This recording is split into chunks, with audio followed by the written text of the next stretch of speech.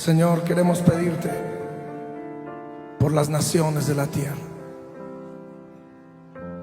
Queremos pedirte que tengas misericordia de nosotros, que en tu favor y tu bondad escuches el clamor de tus hijos en esta noche, escuches el clamor de tus hijos alrededor del mundo entero. Que tengas misericordia de las naciones, ten misericordia de nuestro país.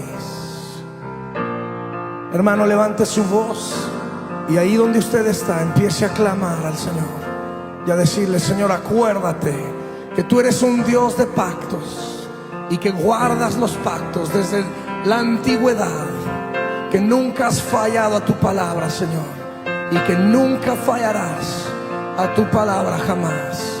Señor, clamamos esta noche por las naciones de la tierra, que te acuerdes de ellas en misericordia, con tu favor, en el nombre de Jesús. Alguien diga amén.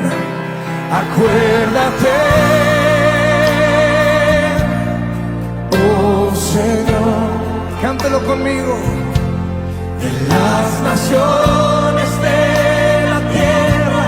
Acuérdate que tu favor, que tu favor y tu amor se han derramado sobre el mundo, oh Señor, en tu bondad.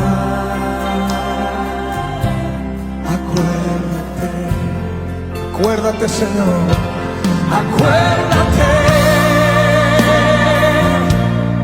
oh Señor, de las naciones de la tierra. Acuérdate que tu favor y tu amor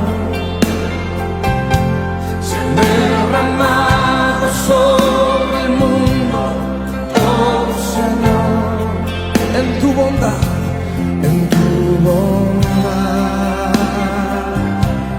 Acuérdate, en tu bondad, en tu bondad.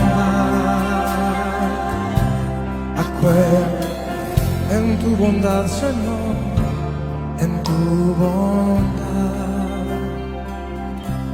Acuérdate, dice una vez más, en tu bondad.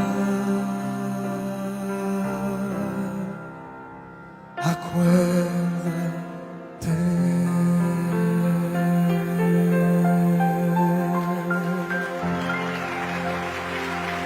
Sí, Señor.